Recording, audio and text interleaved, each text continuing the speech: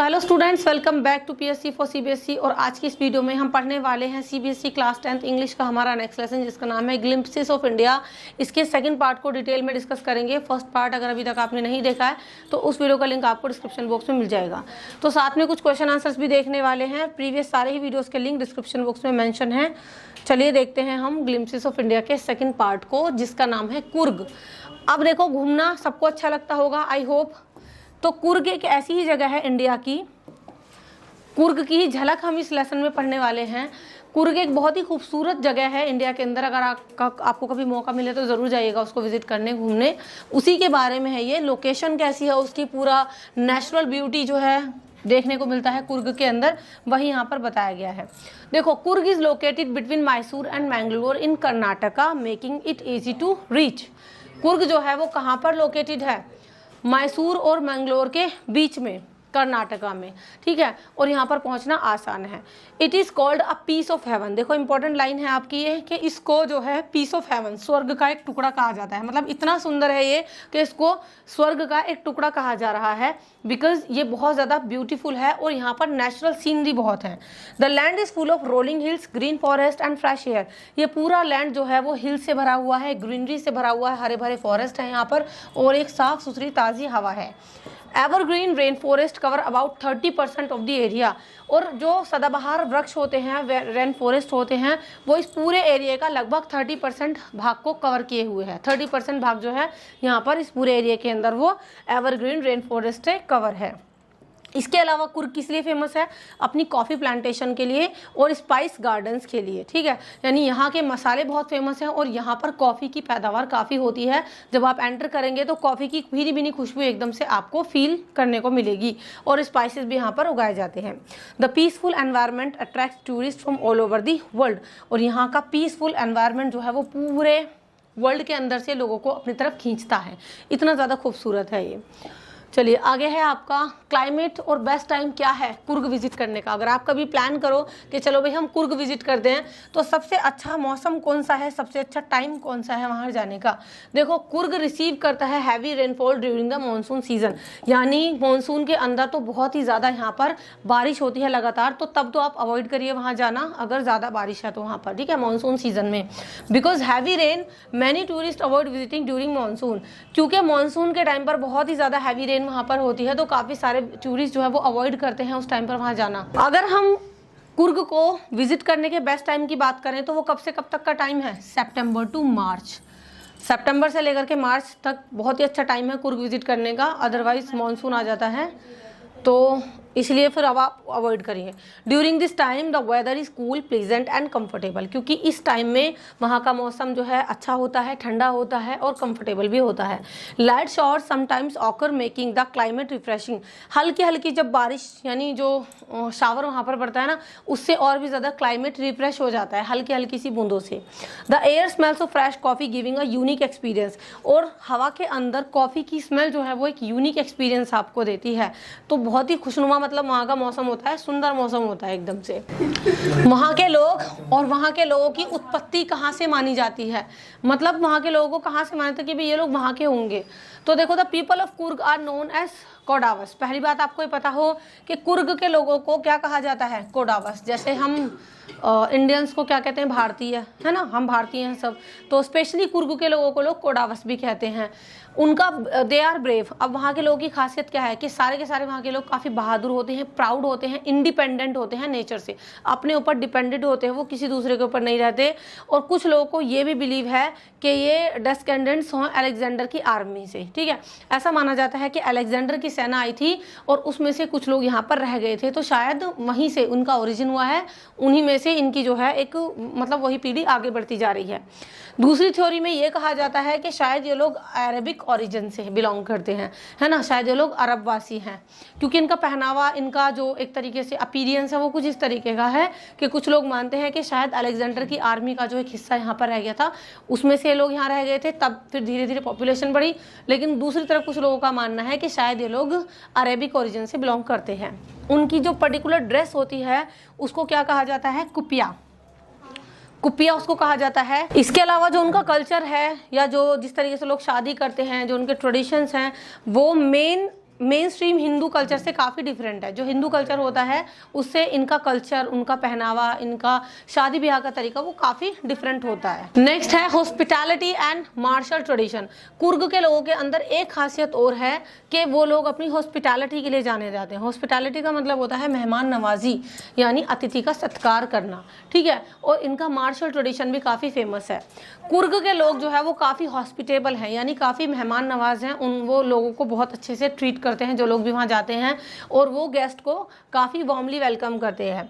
They love to share stories of bravery about their family members. अच्छा, यहाँ के लोग अपने बच्चों को कहानियाँ सुनाते हैं पुराने टाइम की कि तुम्हारे दादा परदादा इतने जो है ब्रेव हुआ करते थे। काफ़ी बहादुरी भरी कहानियाँ अपने बच्चों को सुनाते हैं। The Coorg regiment is one of the most decorated in Indian army. Indian army की बात करें तो कुर्ग रेजिमेंट जो है one of the most decorated regiment है।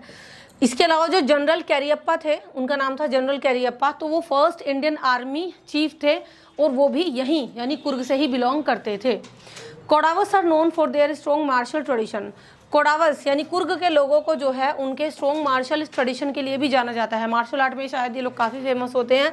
दे are the only people in India allowed to carry firearms without a licence. कितनी important line है ये।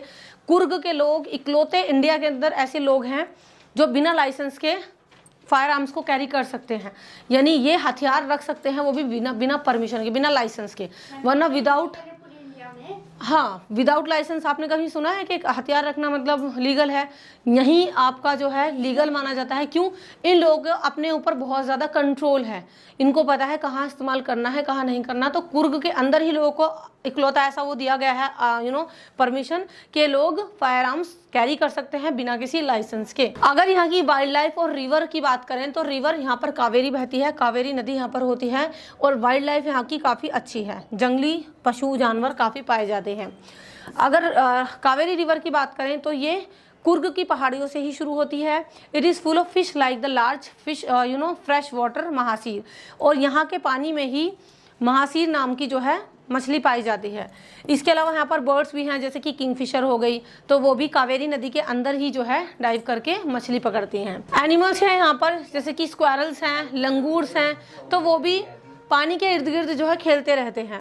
एलिफेंट जो हैं वो यहाँ की नदी के पानी में नहाना पसंद करते हैं, और साथ ही साथ उनके महूत भी होते हैं। महूत का मतलब जो उनके केयर टेकर होते हैं, तो वो साथ में लाते हैं, एलिफेंट्स को नहलाते हैं।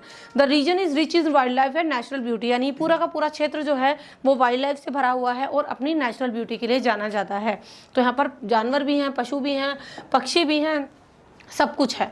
अगर कोई इंसान घूमने जाना चाहे तो एडवेंचर एक्टिविटी क्या क्या है कुर्ग के अंदर। टूरिस्ट को काफ़ी ज़्यादा कुर्ग अट्रैक्ट करता है, बहुत सारे विजिटर्स जाते हैं वहाँ पर घूमने के लिए, है ना। तो काफ़ी सारी एडवेंचर एक्टिविटी टूरिस्ट के लिए वहाँ पर अवेलेबल हैं। रिवर राफ्टिंग है, तो ये पॉपुलर है फास्ट फ्लोइंग रिवर के अंदर। इसके अलावा लोग एंजॉय करते हैं ट्रैकिंग करना फॉरेस्ट और हिल्स के थ्रू। एक्टिविटीज़ हैं जैसे कि रॉक क्लाइंबिंग एंड रैपलिंग, तो ये भी यहाँ पर अवेलेबल हैं। इसके अलावा माउंटेन पर बाइकिंग करना, ये भी काफ़ी एक एक्साइटिंग ऑप्शन है वहाँ पर। इवन जो काम पीपल है become energetic and adventurous here. अगर किसी शांत इंसान को यहाँ पर ले जाया जाए ना, तो उसमें के अंदर भी काफ़ी एनर्जी भर जाएगी और वो भी काफ़ी ज़्यादा एडवेंचरस हो जाएगा। कुर्ग के अंदर इतनी सारी ये फैसिलिटीज़ भी हैं टूरिस्ट के लिए। टूरिस्ट अट्रैक्शंस इन कुर्ग, इसके अलावा टूरिस्ट अट्रैक्शंस क्या हैं कुर्ग के अंदर, यानी लोग और क्यों जाना चाहेंगे वहाँ घूमने के लिए। तो ब्रह्मगिरी हिल्स जो है, ब्रह्मगिरी की जो पहाड़ी है वो एक बहुत ही सुंदर नज़ारा आपके सामने दिखाती है पूरे कुर्ग का। आप वहाँ से खड़े होकर देखो, बहुत ही खूबसूरत दिखता है पूरा Coorg. The misty landscape looks magical and attractive, तो ये जो मिस्टी लैंडस्केप है वो काफ़ी ज़्यादा जादुई लगता है, बहुत ही अट्रैक्ट करता है।